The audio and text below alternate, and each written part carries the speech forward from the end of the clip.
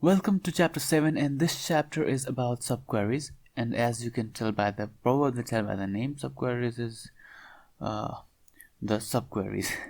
Just like subtitle, the main title is title and subtitle is the not the main one, but it is a subtitle. So similarly, the main queries that you write, like select all from this table, select all from that table, those are the main queries. Now inside those queries we have some smaller queries, and those are subqueries. Okay, so now we will be talking about subqueries usage and derived tables. And similarly, derived tables are tables that are derived from the main table. Okay, so we will be talking about how to use subqueries with where clause, how to use subqueries with from clause, what are correlated subqueries, and how to use subquery with exists and not exists. So open up your workbench and let's open order details table for now. So first we will be using subqueries in where clause. Okay, so let's say we want to get the sales of all the item that has price more than the average price. Okay, so first of all, for that we need to know how to take the average, how to figure out the average price. Let's say we knew how to figure out the average price, right? If we knew that, we could simply do where price each is greater than avg. Let's say the average price is 50. Okay, if we do this, then we have the output is correct if this was average, but this is not the average. So how do we find out the average? So here we use a subquery to find out the average. So what is subquery? Subquery is select, and now we use the aggregate function like we had used before, like we had used sum, we had used count, right? So to find out average, what we do is we find out we write avg. Okay, so we select average of price each from which table? Order details. Okay, so we select all from classic model.order details where price of each item is greater than this. Okay, and what is this? This is the average price from this table. So this is the subquery, right? So we have used this subquery in the where clause. Now if we hit Ctrl Enter, so whatever we have here is greater than the average price. Okay, but if you want to check what is the average price, you can just run this one. Okay, copy it, put it down here, and then run. The average is 90.769499. Okay, now if you again run this query, you can see all the prices here are above 90. Okay, so that's how you get what? The prices or the items sold that have price more than the average price. Okay, so this is one thing. And let's say if you want to get the sales of item that is the most expensive. So which item is most expensive? We don't know yet. Okay, so think about it. What would we do? What would the condition be? Now forget about the value of the most expensive item. We can just go where price each equals to, let's see, the most expensive is 999. Let's assume that. And if we hit Ctrl Enter, now no item has price 999, so we got null in all the columns. But to find out the most expensive item, we can just write another subquery. What is the subquery? It is select max, just like your average, count, sum. We have a max aggregate function, and we need to find out max of what? Max of price each from order details, right? So our most expensive item is this item with product code S101949, and this has been ordered 3 times, and the quantity orders are this. All right, so now we know how to use aggregate functions in where clause but we can also use this in the from clause. Okay, let's say we want to get how many times an item has been sold. Okay, not that. Let's say we want to get the maximum times an item has been sold and the minimum times an item has been sold. Alright, so how can you do that? One thing is you can just go select max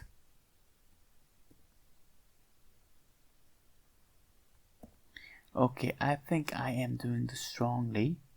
Yes, I proceeded with this the wrong way, so the solution in my head was probably wrong.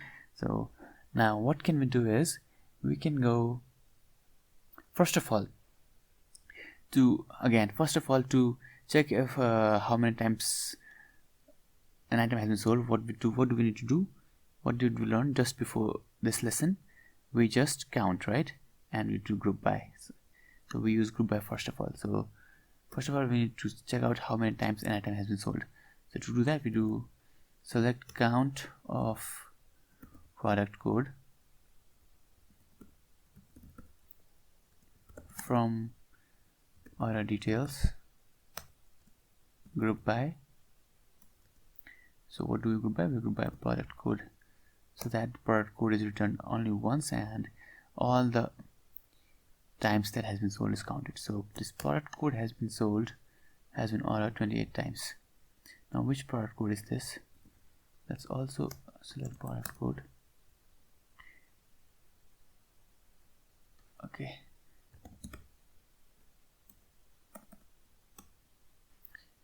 So this has been ordered 28 times. This has been ordered 28 times. Now if we sort according to product code count, as you can see, the maximum times a product has been sold is this product S183232, and the minimum times a product has been sold is this one. Okay, so this is how we can get it, but as you can see, it generates 109 rows, and there are a lot of other redundant rows that we don't need also. So if we have millions of data, we can try to find out with this, but this is going to be very time consuming. So what do we do is we use subqueries. Alright, so how to do that? Let me just show you.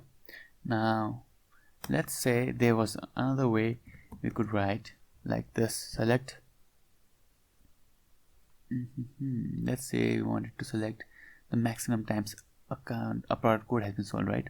So we would do this max. We also have this max aggregate function, just like count, sum, average. We have a max, and we want to select max of what? Max of the times a product has been sold. So max of times a product is sold, right? And we also want minimum of times a product is sold, right? So these are the two things that we want to get: maximum times a product has been sold, minimum time a product has been sold. And let's say we also want to get the average times a product has been sold, right? So these are the three things that we want to get. Okay, from which table? From our order details table, right? If we hit Control Enter, then definitely there will be an error because we have nothing like these. So as you can see here, all the times we are using only one data, that is the times the product has been sold. Maximum times the product has been sold, minimum time a product has been sold, and average times the product has been sold. So, okay, so that's what we are getting. And so how do we get this times the product has been sold? If you check this query, if you run this again, now this gives us maximum times, or the number of times a product has been ordered, right? So we use subqueries where in this from, because at the moment this from is getting data from order details table. Now instead of a table, we can also get data from the output of another query. So if we want to select maximum, minimum and average from the output of this query, right, we have this count, and from this count we can use this select maximum of this count. Okay, so to do that, instead of selecting data from this table, we want to select data from the output of this query. Okay, so enter this query here, and here we go select product count. Let's change this. Let's use an alias and write count product code as counts. Okay, so this counts is the number of time a product has been ordered, right? And here, instead of what? Instead of, give me a minute, instead of this times a product is sold, we need to get this, because the discounts represents times a product is sold. So we just write times here, we just write times here also, and we just write times here also, and hit Control Enter, and we have every derived table must have its own alias. So okay, I missed that. Now this is a derived table. How is it a derived table? Because as you can see, usually we select data from an actual table, but this is not an actual table, right? This is a derived table. So let's give it an alias t1 and hit Control Enter. Unknown column times in field list. Okay, this is not times, this is counts. Again, man, so many silly mistakes. Alright, counts, and there we go. Okay, now this should work. 3, 2, 1, go. So maximum times a product has been ordered is 53 times. Minimum times a product has been ordered is 24 times. And average times a product has been ordered is 27 times. As we had already seen from this query, but now we have it in just one single data. As you can see, why is this better? If this is what you want to get, this is better because as you can see, it had 109 rows and this has only 1 row. So this is better usually, because you know, less rows returned, less time taken, and that is very useful. So since we are talking about that, let me just give you a little bit of little bit of whatever knowledge I have achieved from your stuff coding. Is if you are in database, you need to be a very good database administrator or database designer, because programmers usually if they handle a lot of things from direct database calls, then it is very much time consuming and it is not optimized, and your server or your website is very slow. So if you can do most of the calculations, most of the things in database itself, then it helps the system that you're building a lot, and you'll be a good database designer. Okay, so yeah, those things aside, we have now learned how we can use subqueries in from, after from, and after the where clause. So we know how to use subqueries in from, as we have seen here, and we now know how to use subqueries in where, as we had seen before this. So now we'll be talking about correlated subqueries.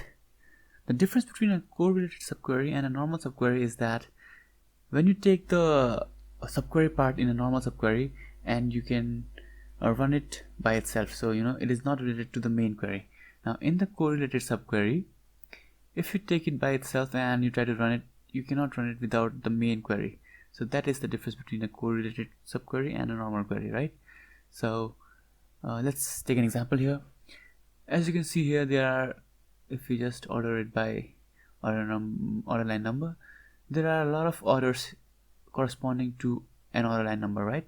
There are a lot of orders for this order line number 1, and if we keep on scrolling down, we'll see there are a lot of orders for order line number 2, order line number 3, and so on. Now To demonstrate the example of correlated subquery, let's say we need just the orders that has price of the product higher than the average price of the order line number. So let's say if the products ordered in product line number 1 has an average price of 90, then we just want the products that have price higher than 90 for this order line number and price higher than the average of the order line number 2's product, so and so on. So you get an idea of what I'm trying to say. Okay, so to do that, let's say we already have the value of the average, right? So if that is the case, what do we write? Where price each is greater than avg of price each, right? Now we want this to be calculated for each row. Why is that? Because for the rows where order line number is 1, the average price will be different, isn't it? For the average price for objects with order line number 1 might be 90. The average price for products with order line number 2 might be 80, and similarly average price for products of order line number 3 might be 100, and so on. It might be different. So this is not a fixed value. We need to calculate it according to which row is being displayed, right? So to do that, what we can do is, so how can you calculate the average value of average price of the products in an order line? Okay, to do that, we just go with where price is greater than, select average price each from what is the table's name? The table's name is order details,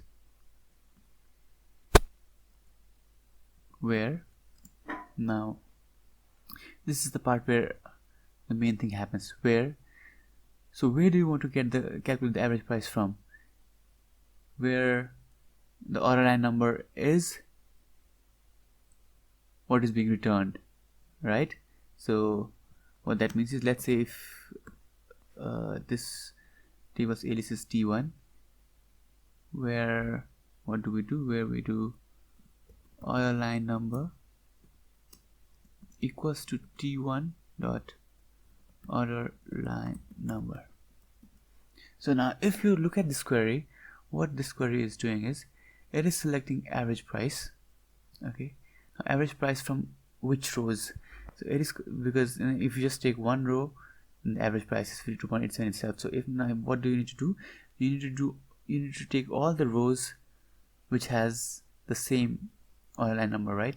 So what this query does is, let's say in this part, okay, let's say in this part we have gotten this row, right? This row's order line number is 1. Okay, keep in mind the order line number is 1 here. Now what this select part does is, it is selecting the average price from order details, where the order line number is equals to t1 dot order line number. So order line number is 1 in this case, right? So t1 dot order line number was 1 in that case for the first row that was selected, so it becomes like this. So what does this do? It selects the average price from order details where the order line number is 1. So it selects the average price of products that are in order line number 1. Okay, so we just undo it. Now as we keep on going down, the order line number becomes 2. So the t2's order line number, so whenever we get a row with order line number 2, then we get a new average where the order line number is 2. Okay, so if we just run this query,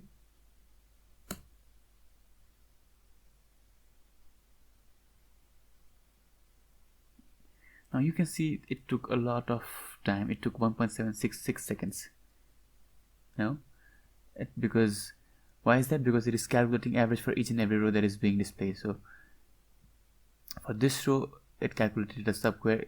It calculated the average price where the order number was 1. For this row also it calculated the average. For this row also it calculated the average. So it calculated the average for each row. That's why it took so long. Alright, now if you want to check out the validity of the result, what you can do is you can just select average price each from order details group by order line number, right? Now if you have why am I getting error here? Okay, so this query is not completed. Now let's put a semicolon here. Now this is a different query.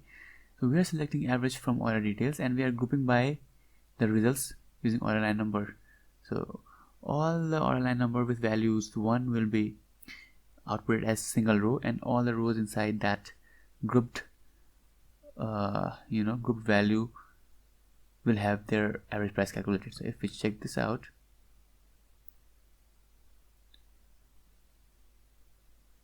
now just keep in mind how just have an idea of what the values are for one, right? Mostly we have above 100 and the lowest is I think 94 till now, 90. So the average might be around 90, right? If you just check it, as you can see the average is 93.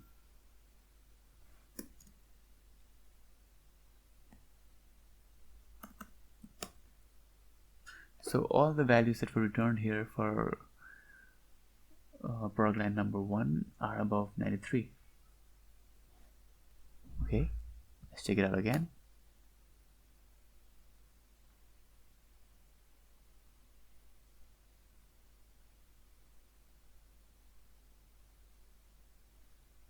As you can see, there will be no values below 93. So that is pretty correct. So this is our correlated subquery because this depends on the value of t1.orderLine number. That is this row's value. So if the first row is returned, it depends on the first row's order line number. If second row is returned, it depends on the second row's order line number. And if you want to try it, you just go here and hit Control Enter. You get an error. Okay, so this is our correlated subquery. Now we will see how we can use subqueries with exists and not exists. Now keep in mind that guys, this exists and not exists is very important. You use it a lot of times. This is a very important tool and you will definitely find it very helpful in your MySQL developer journey. Alright, so to do that, first of all, let's open up our let's not open a table directly. First let's think of a use case, right? So let's say you want to get details of a customer who has ordered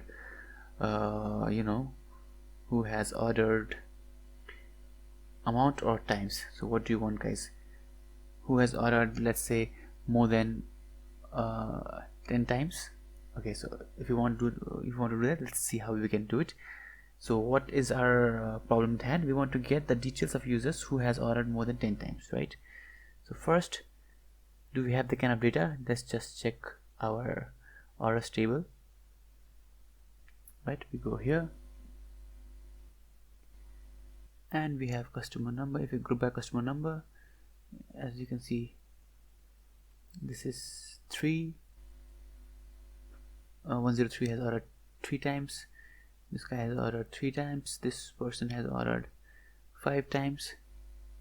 Now to do this, what we can do is this is pretty simple. We can just join the tables and join the tables and then group by customer number and then count the customer number and just select wherever the customer number count is greater than 4. So that can be done pretty easily. We don't need exist or not exist query for that. So let's make it a little more complex. Now if we want to get order amount, then we will have to join order details and orders table to get that order amount, right? So okay, now what do? What we can do now is let's say we want to get the details of all the customers who have ordered of amount more than $5,000, right? So to do that, let's see how we can do that using our brand new subquery that we have learned. So again, from the top, what do we want? We want select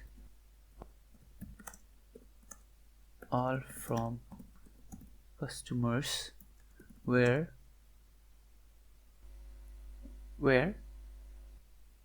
order amount is greater than 5,000, right? Now if we had something called order amount in our customers table, then this would have been very simple query, right? Then we would know how much what total amount has a customer ordered for, what is the total order amount that a customer has ordered for all his buys, but we don't. Alright, so we don't have this part. So where do we get this part from? Okay, now this is where we use the exist and not exist part. First of all, let's try to do something for this part. Okay, so let's try to first get the total amount for a customer. Okay, to do that what we can do is we can, let's say, select all from orders table, right? And then inner join order details using customer number, right? Not customer number, order number, right? Because order number is common in order and order details table. As you might already know, order has these values, and order details has what item was ordered, what was the quantity ordered, that kind of stuff. Now if we hit Control Enter, as you can see, we've got everything here, but let's just select the required things so we can look at a specific part of data, not all these columns. So let's just select customer number, quantity ordered, and price each, right? If we hit Control Enter here again, now we can see this customer has ordered 1 2 3 4 5 6 7 items, and these are the quantities and these are the price, right? I think let's also see product something, product code, so we know which product was there. So product code and customer number. Now customer number 103 has ordered these products, and these were the quantities ordered for these price, right? So now how do you calculate what is the total amount that this customer has spent? How can you do that? Think for a while. Okay, think for a few more seconds. Yes, you're right there. You just use group by, because group by will group customer numbers, right? And then within that group we multiply this and this and this. Okay, so how can we do that? We write this quantity ordered into price each, right? We multiply it and then we sum it. We add each of those, right? Don't we?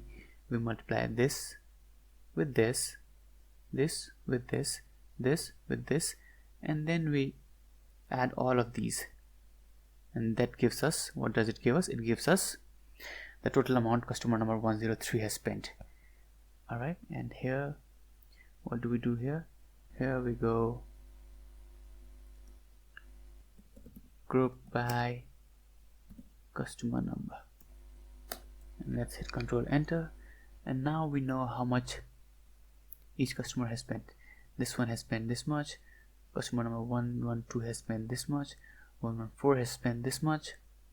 Right, now we don't need product code here because this is generally false wrong data, because this customer has bought a lot more than just this product. So let's simplify this, remove this, and make this create an alias for this and let's call it total spent. If we hit Control Enter, okay, now we know this customer has spent this much, this has spent this much. Alright, now let's say what was our initial requirement? Customer that has ordered more than $5,000, right? Now that was a wrong sentence.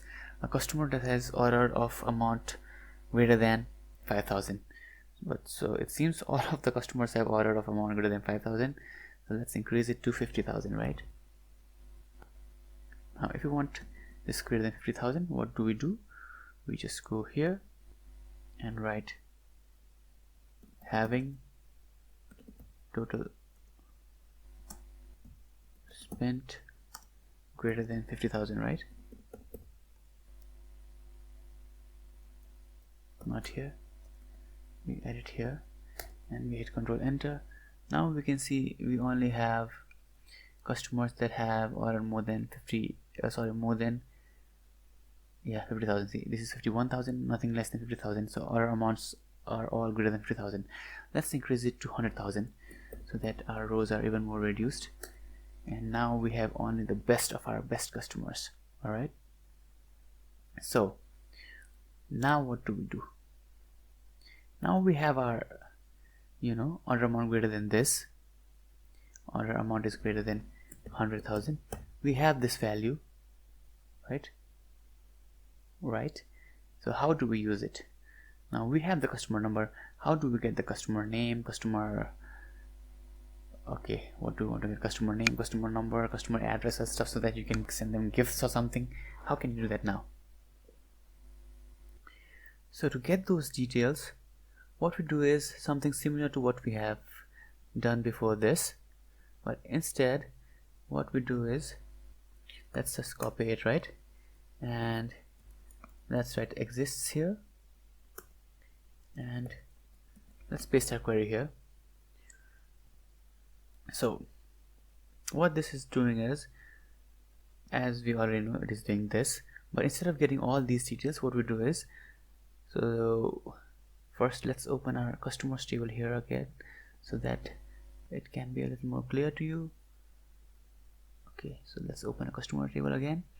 So that's for that also we now dynamically calculate our values, right, as we had done before this, when we were learning about correlated subqueries. So if you want to revise that, you can just check the previous lesson. So what we do is, first, while doing this customer is returned, right? So what do we calculate? We calculate if this person has ordered for more than $100,000, and if it has, then we show, and if it hasn't, then we don't show this customer's details. Hence the exists and not exists, right? So what do we do is select all from customers where exists, and then we select the customer number, sum this as total spent from orders, blah blah blah, as we have already seen this. But one thing is, we don't calculate this for all the customers at this moment because we are just getting this customer now. So we calculate for this and then this and then this, so we do it sequentially, right? So first time, as the first row is returned, we want to calculate the total expenditure for just the first customer. So for that, we here add a where query, where customer number equals to, add an alias for this, let's call it T1, where customer number equals to T1 dot customer number, right? So what is the problem here?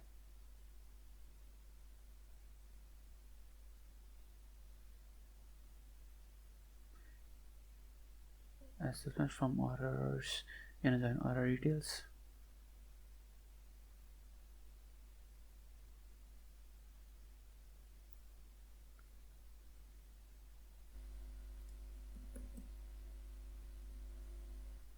So we were forgetting a group here. How did I delete it? Alright, so again, now if we just copy it separately, right? If we put it below here,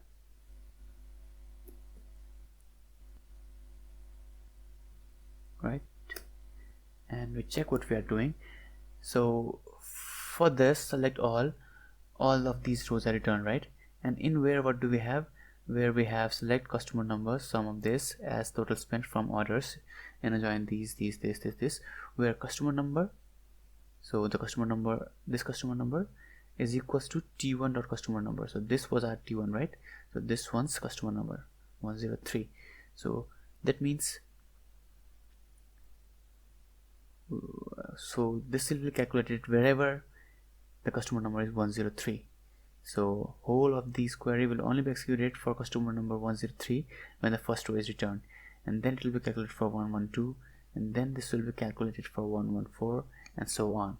Alright, so this is the complete query, and if we hit Control Enter, now as you can see, order number, customer number 103 is not returned here because that customer did not have order amount of greater than 10,000. Oh, sorry, 100,000. So here we have what we need, guys. So this is how you use exists and not exists. Alright, so that means this query, so this subquery did not exist for our customer number 103. That means when the customer number is 103, total spent is not greater than 10,000, sorry, 100,000. That's why no row was returned. So if no rows were returned, that means this does not exist. That's why this where exists. So this row does not exist when the customer number is 103. Hence this where condition is false, so it is not returned. Now if we do not exists, then we get all the customers who has values less than 100,000. See, now we get a lot more of the customers who has ordered for less than $100,000, right? So whenever this subquery does not give any result, then this main query gives result here. But if we remove not, whenever this subquery gives a result, and then this query also gives a result. So that is where we see the details of customers who have ordered for amount of more than 100,000. So that's how you use exists and not exists.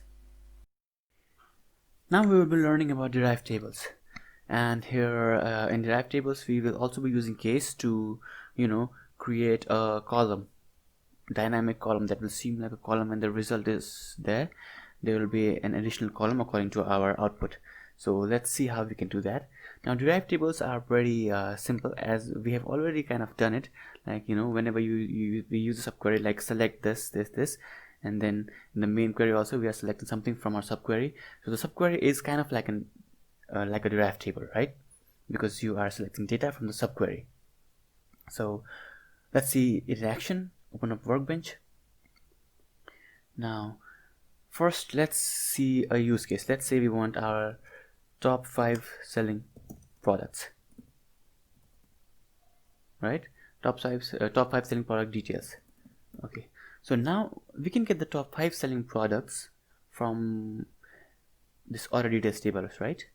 We have the order number, we have the product code, and we have the quantity it was the amount it was ordered. Now why am I feeling so difficult to speak? So we have the product code, then we have the times it was ordered, and we have the price, right? So let's get the top 5 orders now. First of all, how do we get it? We just do select all from order details, not all. What do we want? We want select order number. Okay, let's not get even order number because we just want product data, right? We want 5 top selling products, right? So well, let's just get product code, and then let's get sum of quantity ordered multiplied by price each, and then group by grouped by what? Grouped by product code itself. So what this will do is, so no matter how many customers, let's say 100 customers have ordered a product, then since we are grouping by product, all those 100 rows will be aggregated together. It will be shown as one row, and within those aggregations we will be multiplying quantity that was ordered to the price of each time price of the item for each time it was ordered, and then we will be adding all of those. So then we get the total amount of money that product bought us, right? So let's hit control enter,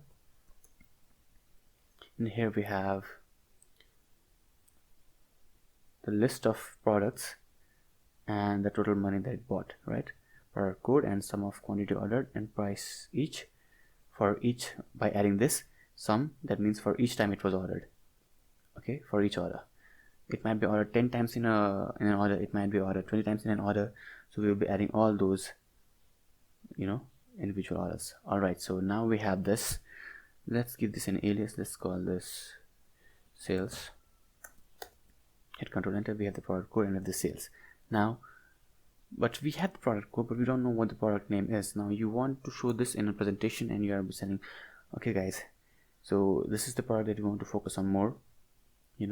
This is the most popular product. We have SA183232 here, and the people will be like, what the hell is he talking about? Because this is the product code, man. This is the product code, but we want, now what we want is, we want product name with top selling with other details. Let's say product name with the details above. Alright, we want this. So what do we do is simply, now let's say you have this thing, right? This is the question that's given to you. You want to get, what did I just paste? Give me a minute. Top 5 selling product name and total sales amount. Let's say, forget about this. Let's say we have this thing at hand, right? We want to get the top 5 selling product name and total sales amount. So how can you do it? Gotta think about it. Of all the ways we have learned, there are multiple ways you can do this. So let's just discuss one. Alright, so let's say we have this. Now we can also do, since we can get this price each and quantity ordered from order details, right? And we have product code here, and this product code, using this product code we can get product names from this products table, right? So we can also do join these order details and products directly. Just join these and this, and if you're selecting from order details first, then we can do left join so that all the columns from this are selected, right? And then we can do right join if the order details table is to the right, so that all the columns from all the rows from this order details are selected. And once we join after getting all the columns from this, then again we can do this. We can group by product code of order details column. We can do that way also. So, but now we will be seeing how we can do this using subqueries, right? So there are multiple ways to do a thing, guys. There are multiple ways to solve a problem.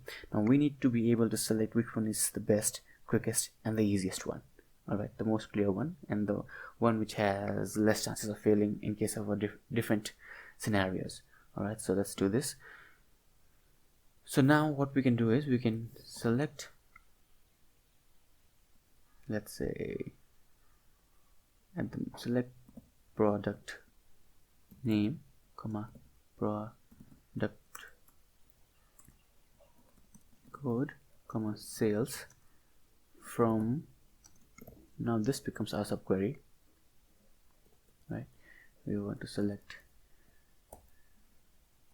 from this one, just click below so that it's easier for you to see. So we are selecting product name, product code, and sales from this. So this becomes our derived table.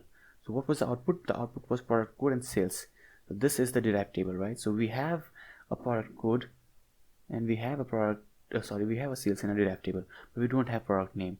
So what we do is we join our derived table to the products table, So what we can do is we can just go inner join, and now we are doing inner join because if there is a product is sold, that means definitely that product code is in our products table. So we can do inner join, and all the products that has been sold, we will get their names from the products table. So we just go inner join products using the common column that is products table, that is product code. Okay, so is this complete? I think it is, and then just hit Control Enter. It is not. Every derived table must have its own alias. Okay, so we forgot the alias here. Let's call this T1, and now let's hit Control Enter, and here we have the name, guys. Now you can click here, but send to sort it by the total sales, but since not everything is GUI, you might be doing this directly in command line. So to do that, we can just go order by sales DESC and hit Control Enter. Now your Ferrari 360 Spider is the most sold product. This is the most popular one. Maybe you don't need to advertise this. Maybe you guys want to advertise this even more so that it becomes more popular and brings more sales. And as you can see, go to the bottom, your Chevrolet Dulux Coupe is not selling that much. Maybe you want to discontinue this, or maybe you want to advertise this more because you believe in this product. So that's a decision you need to take, because and this is the data that helps you take the decision. So that is your job as the database, whatever you're trying to be, to give correct data, to give nice analytic data, so that the people who are in charge of taking decisions can take better decisions. And if you yourself are in charge of taking better decisions, you need to fetch accurate and proper data from the database that can help you to do that. So this is how you use derived tables. So as you can see, we are selecting product code and sales from this subquery, and usually we select from a table. So this is our derived table. Okay, now we will look into how we can use case to generate custom columns. As you can see here, we are selecting sales, right? We are selecting this thing, and this is displayed as sales. Now if the sales amount is greater than $100,000, maybe we want to display it as let's say we are trying to discontinue everything below $100 or $100,000. So then we need to group those sales by below $100,000 as discontinue, more than $100,000 as good to keep. But in this one, all the sales are in one column. So how can we do that? We can do that using case. So let's get the list of products that we will discontinue, that we will not discontinue, right? So let's copy it here, and this statement with a colon, and let's call this not top 5 selling products to discontinue, and let's take 3 columns, right? Let's divide the sales products into 3 parts: to discontinue, to promote, and to do nothing, and to just keep. All right, by total sales amount. So let's say less than 100,000 we want to discontinue, and 100,000 to 150,000 we want to keep, and above that we want to promote, right? So what we can do is go here, we are selecting this, right? And then we write a case. So how do we do that? Let's say case. Okay, and in case we write when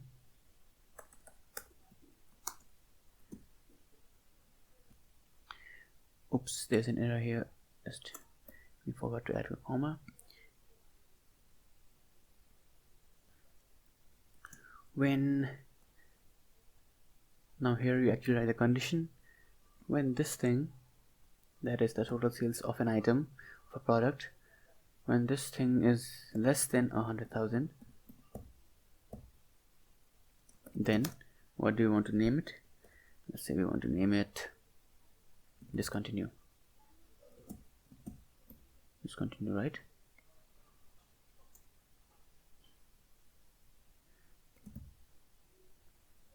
And you need end when all the cases are ended. Why do I have this error here? Unexpected opening parenthesis. What? Okay, let's just finish this first, and then when it is between 100,000,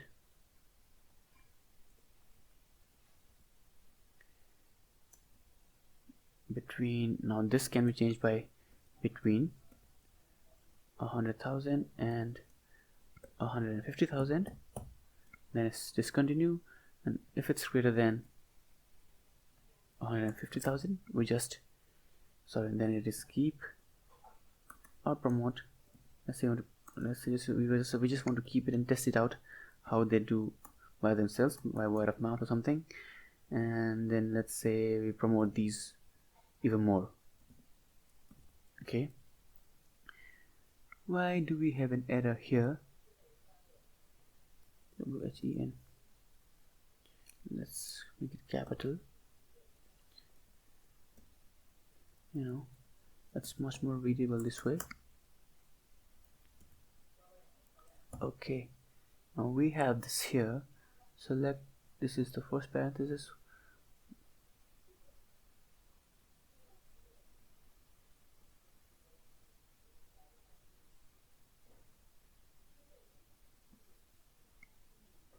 Select this as, okay, we want to have a column name for this.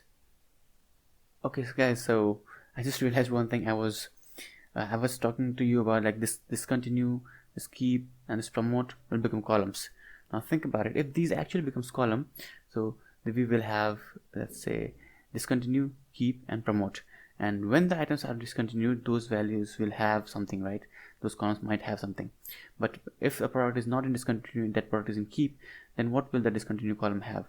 It will have, nothing, right? So this is not actually column, this is the values that are in column. So we have, this is a column, let's say product group, this product group. So these are the values that will be in product group according to the sales amount. So if the total sales is less than 100,000, then the product group is discontinue. If the total sales is between these two values, then the product group is keep. And if it is above 150,000, then the product group is promote. So that is what will be displayed in this product group column. But we are having an error, so first let's just copy this and keep it in our original this query after sales, and let's hit a comma here. Oh, again, this a silly mistake here. This is not here. This should be at the front of the case, right? Let's remove this. Let's undo this, and from here it goes here. Just a quick tip for you: whenever there is a bracket after a keyword, right? Like, let's say we had done till now, we have done sum, and then we have this bracket. We did, count, and then we write this bracket here. So whenever we have this bracket after a keyword, this means that this is a function. Okay, so but case is not a function. Case is just a normal use case, like if and else. Like, this is a use case, this is not a function, this case. So that's why the bracket cannot be here. The bracket needs to be before this case thing. Okay, now let's hit Control Enter. This return, but okay, we are not selecting product group here. Product group. Now you might be confused as where did this product group come from. So this is the simple part, first part, right? Select product name, product code, sales, and product group. We know what this all is. And now this is our table 1, and we are joining table 1 to the sales table, right? So what values do we have in table 1? In table 1 we have, as you can see, product code, and then sales, and then product group. So from table 1 we are selecting product code, sales, and product group. And from from the products table we are selecting product name, and let's hit Control Enter again, and now we have the product group here. So we have these items that we want to promote. These ones are the ones that are doing good and we want them to do better, and these are the ones that are, you know, in mid-range, $1,000 to $150, hundreds, the keep ones. And these are the ones that we are going to discontinue. That is the Dodge Charger, Speedster, good cars, but we are going to discontinue them because they are not doing that well. Alright, so that's how you use case with n. That's how you use case. So we learned how we can use subqueries, you know, subquery as a table, as you can see here, and then we use case to have custom value in a custom group. So that's very interesting thing. This case also, keep in mind, this case is very important, you know. The things that I'm telling you, these things are important. You might want to try them again and again because those are the things that you will be using a lot.